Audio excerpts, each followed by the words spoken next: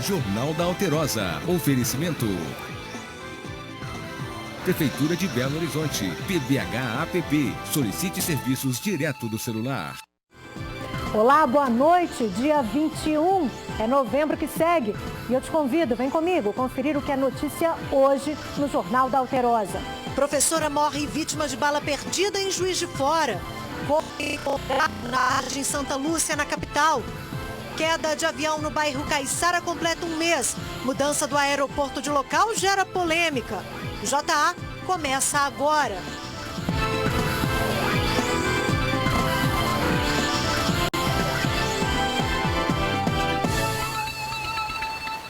Começamos com um caso muito triste que retrata a violência no interior. Uma professora morreu vítima de bala perdida em Juiz de Fora, na Zona da Mata.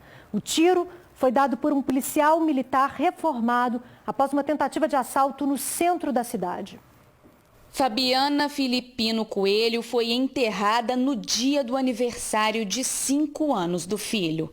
No velório, familiares, amigos e alunos da professora de matemática. Estava preparando as coisas para fazer o aniversário do filho e, infelizmente, ele vai ficar sem o aniversário, sem a mãe. É bem duro para a gente isso. Depois da morte dela, alunos trouxeram uma homenagem à professora. O crime aconteceu no fim da manhã de quarta-feira. Vídeos de câmeras de segurança mostram Fabiana já baleada. A professora foi socorrida e levada para o hospital, mas não resistiu aos ferimentos. O tiro acertou a barriga dela. De acordo com o boletim de ocorrência, um adolescente de 16 anos ameaçou e roubou uma mulher que passava pelo local. Foi então que um militar reformado avistou o suspeito fugindo, tentou conter o rapaz e foi esfaqueado no braço. Ainda de acordo com a PM, quando o adolescente tentou dar outra facada, o militar atirou. Eu vi um tumulto, eu ouvi um rapaz correndo na frente, um policial com a arma em punho atrás, gritando pega ladrão, pega ladrão. E logo em seguida houve um grande tumulto e eu ouvi os disparos de tiro. Eu ouvi 2 disparos e logo em seguida eu ouvi a moça caída. A única coisa que ela disse foi o nome dela, depois ela já apagou. O ex-policial militar ficou ferido no braço. Ele foi encaminhado para um hospital particular e passou por uma cirurgia. O adolescente foi apreendido. A faca que estava com o suspeito foi apreendida. O revólver calibre 32 com 5 munições que pertence ao policial aposentado também foi levado à delegacia. Em nota, a PM informou que o fato não configura crime militar e por isso deve ser apurado pela Polícia Civil. A delegacia especializada em homicídios já abriu o inquérito para investigar o crime. E hoje completa um mês da queda do avião no bairro Caiçara, na região noroeste de Belo Horizonte. 2 vítimas do acidente ainda permanecem internadas no pronto-socorro do Hospital João 23. Segundo os médicos, o estado de saúde delas é estável, com melhoras significativas. Por causa do acidente, no mês passado, moradores do bairro Caiçara e da região reivindicaram a retirada do aeroporto Carlos Prates. A Infraero, que gerencia o terminal, e o Departamento de Controle do Espaço Aéreo, órgão ligado à Força Aérea Brasileira, estudam mudar a rota de voos que partem do local. A proposta foi apresentada ontem pela administração do aeroporto durante uma visita técnica de vereadores e moradores. Construído na década de 1940, o aeroporto, que fica no bairro Padre Eustáquio, está em uma das áreas mais habitadas da capital, com 340 mil moradores e 87 mil domicílios, de acordo com a Prefeitura de Belo Horizonte, com base no último censo do IBGE. Mistério na capital. Um corpo foi encontrado boiando na barragem Santa Lúcia, região Centro-Sul. Segundo os bombeiros, o caso está sendo tratado inicialmente como afogamento. A vítima estava sem documentos. Foram pessoas que caminhavam próximo à barragem, que fica na Avenida Arthur Bernardes, em Belo Horizonte, que avistaram o corpo. A Polícia Militar foi acionada. O Corpo de Bombeiros e a Polícia Civil estiveram no local para realizar a retirada e periciar o corpo. Um drone foi utilizado para auxiliar nos serviços. A vítima ainda não foi identificada, mas se trata de uma mulher. Como vocês viram aí, ela ainda não foi identificada, né? A Polícia Civil identificou o corpo encontrado ontem de mais uma vítima do rompimento da barragem da Vale, em Brumadinho. O nome só foi divulgado depois de a família ser informada. A vítima é João Marcos Ferreira da Silva, de 25 anos. A identificação foi feita por meio de exame de arcada dentária. João Marcos trabalhava como ajudante em uma empresa que prestava serviço para a mineradora na barragem da mina Córrego do Feijão. O número de pessoas encontradas subiu para 255, 15 ainda continuam desaparecidas. E um vídeo que circula nas redes sociais causou preocupação às pessoas que trabalham próximo à barragem B6, em Córrego do Feijão, em Brumadinho. O risco de acidente estaria alto no local. Barragem 6 está uma bomba, só. Isso aí é concentrado. Material que fica no fundo da barragem. Buraco, tá vendo? É grama molhada. Grama molhada, tá vendo? Aqui, ó, estupidamente molhado. Não é por causa da chuva que teve, não. Isso é uma bomba, relógio. Porque pra cima já tá tudo seco. Tudo molhado, tá vendo? Aqui, ó, concentrado, aqui, ó. Material preto. Pois é, a Agência Nacional de Mineração esteve no local e descartou qualquer risco. A ANM foi acionada pela própria Vale quando começou a circular o vídeo que sugere risco de rompimento da estrutura. A Vale, em nota, informou que não houve alteração na estabilidade da barragem e que a umidade encontrada nos tapetes de grama é resultado de água das chuvas ocorridas nas últimas semanas. Já o material visto nas canaletas, segundo a empresa, é residual. E uma mulher foi presa suspeita de tentar matar o filho de 3 anos. O caso foi registrado pela polícia no bairro Jardim dos Comerciários, região de Venda Nova, na capital. A repórter Ana Cecília Carneiro conversou com o pai da criança, primeira pessoa para quem a mãe ligou, depois de tentar asfixiar o menino. É algo que fugiu do controle até dela mesmo, tanto que depois, quando ela caiu na realidade, ela me ligou para passar toda a situação.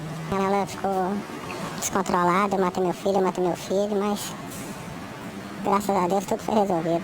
Segundo ela se encontrava em casa com seu filho, né, a vítima aí, e que o seu filho havia feito bastante raiva nela durante o dia, né? Ela disse que para que o filho cessasse esse ato, porque ela não podia passar raiva em razão, segundo o relato dela, de tratamento psiquiátrico que ela faz. Ainda no local, nós colhemos o relato aí de testemunhas da autora e do próprio pai, e nós conseguimos apurar aí que essa senhora, que hoje figurou como autora, ela há aproximadamente 2 anos, ela se envolveu numa situação semelhante a essa, com a própria criança, tentando também, por asfixia, ceifar a vida dessa criança. Todo esse transtorno psiquiátrico ela começou um tempo atrás, mas ela passou pelo médico, ela faz todo acompanhamento, então eu não tenho nada a julgar ela em questão a isso.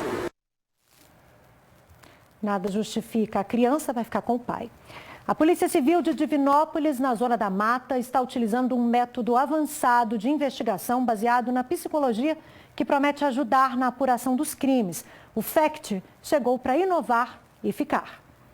O método FACT é usado para analisar as microexpressões faciais das pessoas durante os depoimentos. Divinópolis é a única cidade de Minas Gerais e uma das poucas do Brasil que utilizam a técnica nas investigações. O método está sendo usado há cerca de 2 anos e, de acordo com a Polícia Civil, é muito eficiente. Cada investigação, ela demanda a aplicação de um tipo de técnica. Mas a técnica empregada para a leitura corporal, ela tem se demonstrado de extrema eficiência e com alto índice de resolutividade, em especial para os crimes violentos. O investigador Wagner Oliveira, que é formado em psicologia, utiliza o método FACT desde 2016. Para analisar se os suspeitos estão falando a verdade durante os depoimentos, ele se baseia em 7 emoções: tristeza, alegria, nojo, desprezo, surpresa, medo e raiva. São 103 códigos da face que permitem, por meio disso, descobrir qual emoção verdadeira a pessoa está sentindo. Durante o interrogatório e depois com esse interrogatório filmado, que a gente vai fazer a análise, é possível perceber em que momento aquela pessoa comete o que a gente chama de uma incongruência emocional, que é popularmente conhecida como mentira. Então, quando isso acontece? Quando ela fala que está sentindo determinada emoção e demonstra no rosto que está sentindo o outro. Então a gente sabe que aquele é o ponto principal para poder pegar no interrogatório. Segundo o investigador, o método FACT tem cerca de 95% de precisão. Para se ter uma ideia, o famoso polígrafo, mais conhecido como detector de mentiras, tem eficácia de cerca de 65%. Em agosto deste ano, a Polícia Civil utilizou a técnica para solucionar o caso do cabeleireiro José Osvaldo Sobrinho, de 55 anos, que foi morto a facadas na casa onde morava, no bairro Planalto, em Divinópolis. Lucas Anacleto dos Santos confessou o crime. Durante o interrogatório, ele não demonstrou nenhum tipo de na face, né? Nenhum tipo de arrependimento na face. Inclusive, em alguns momentos, ele mostra até uma alegria do fato de ter cometido aquele crime. Também em agosto, o método foi utilizado para analisar o depoimento da suspeita de assassinar Amanda Figueiras, de 6 anos.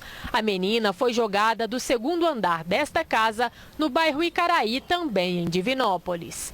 Sara Maria de Araújo, que é vizinha da vítima, assumiu a autoria do homicídio. Eu queria, na verdade, a mãe.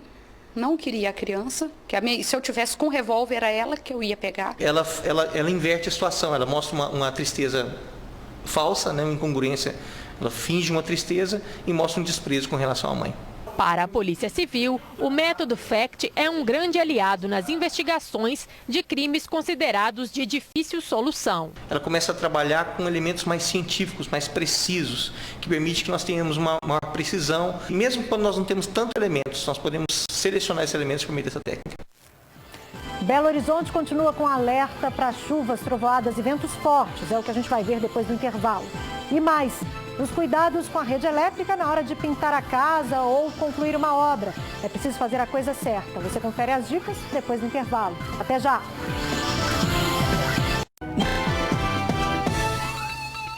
O alerta da Defesa Civil continua valendo para Belo Horizonte. Há possibilidade de pancadas de chuva com raios e rajadas de vento em torno de 50 km por hora até às 8 horas da manhã desta sexta-feira. Mas veja agora como vai ficar o tempo nas outras regiões do estado.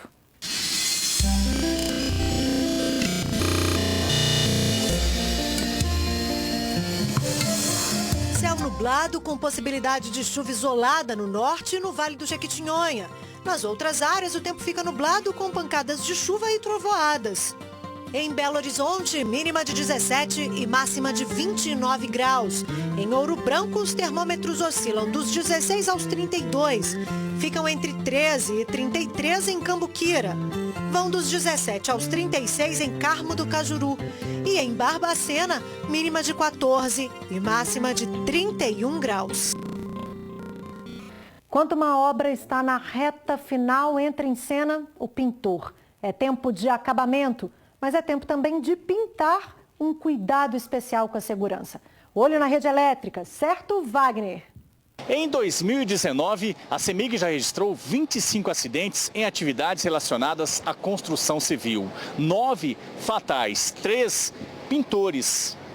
Por isso, é importante você se preocupar também na hora de fazer a pintura da sua casa ou obra. O Antônio é técnico em segurança. Qual a orientação que você passa para os profissionais aqui nessa obra? Adotamos hoje a metodologia da análise preliminar de risco. Todos os colaboradores nossos são treinados e orientados referente aos riscos aos quais eles estão expostos. Então, um dos itens das quais nós passamos e orientamos os nossos funcionários é sobre a questão de rede energizada.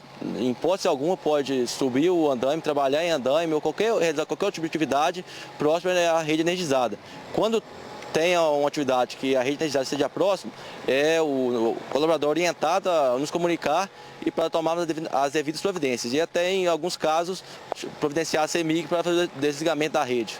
É importante que seja feito todo um planejamento para evitar a aproximação ou toque de materiais nos fios da rede elétrica. Isso que o Antônio falou é muito importante. A análise preliminar de riscos. Verificar o que tem de perigo para evitar acidentes. E deve-se respeitar uma distância mínima da fachada em relação aos fios de 1,5 m, pelo menos. O ideal é que seja mais. Essa é a distância mínima. CEMIG do Futuro. Oferecimento CEMIG. Nossa energia, sua força. Prepare-se, pá! Estamos de volta e vamos com uma notícia de esporte. Cruzeiro e Atlético foram punidos com perda de um mando de campo e multa de R$100 mil cada um. A punição foi dada hoje, depois do julgamento do Superior Tribunal de Justiça Desportiva, no Rio de Janeiro. O motivo da punição foram os incidentes e brigas ocorridos no clássico do dia 10 de novembro no Mineirão, inclusive com o registro de um caso de injúria racial.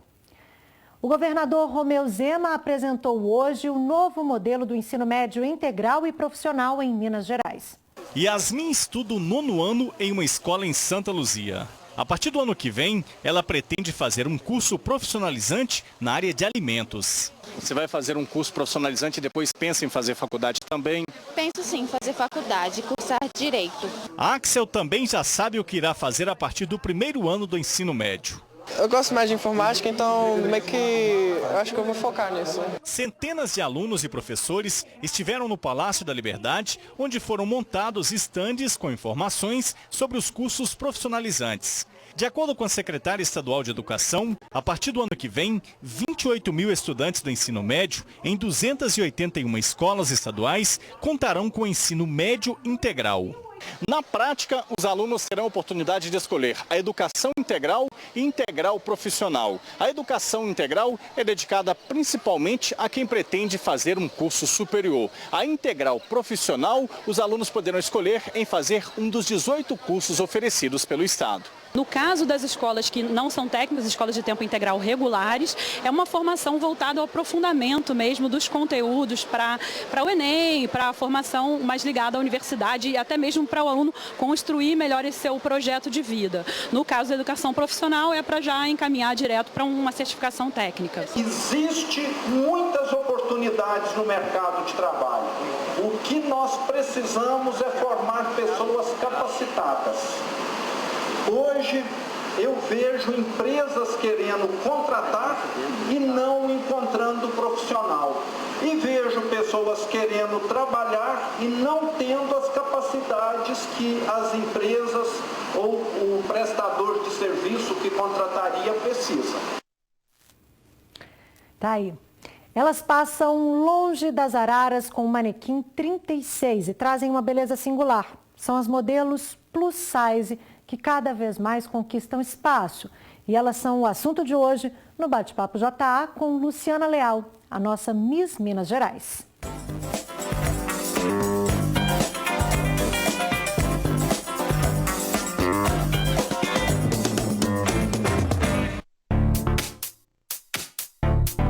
Eu sempre fui, gordinha, eu nunca fui magra.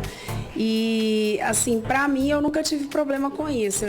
Quando eu entrei para ser modelo nessa área, é claro que a gente fica um pouco mais empoderada, um pouco mais segura, porque eu fiz curso de modelo.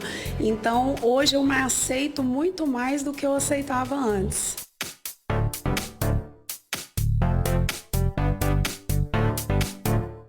Eu fui chamada para uma agência, isso há 8 anos atrás, e daí para cá eu não parei mais. Eu fiz algumas revistas e venho cada vez mais fazendo alguns trabalhos. Eu já ganhei um Minas Top Model, o Minas Top Plus, ao final dele foi no TV Verdade, junto com o Carline, e eu ganhei esse título na categoria Sênior, que é acima de 35 anos, hoje eu estou com 40. E depois desse título, eu fui eleita a primeira Plus Fight Girl em eventos de MMA. Eu já estou indo para São José do Rio Preto para trazer o Miss Brasil para cá. Se Deus quiser, eu quero trazer esse título, porque eu acho que em Minas Gerais tem muitas meninas bonitas. O mercado plus size cada vez mais cresce aqui no nosso estado. E é com muita honra e orgulho que eu quero sim trazer esse título para cá.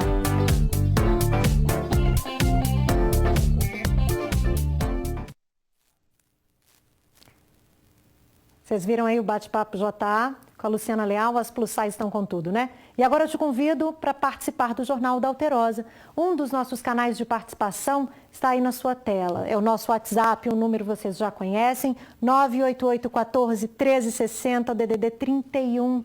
O JA também é feito por você. Mande para a gente sua mensagem com vídeo, comentário ou sugestão de reportagem. Eles são sempre muito bem-vindos. Participe! O Jornal da Alterosa chega ao fim, a gente se despede por hoje, mas volta a se encontrar amanhã, neste mesmo horário. Uma ótima noite para você e até lá.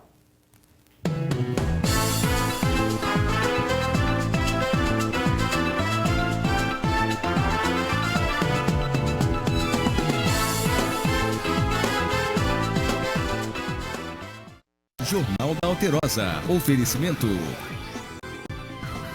Prefeitura de Belo Horizonte. PBH-APP. Solicite serviços direto do celular.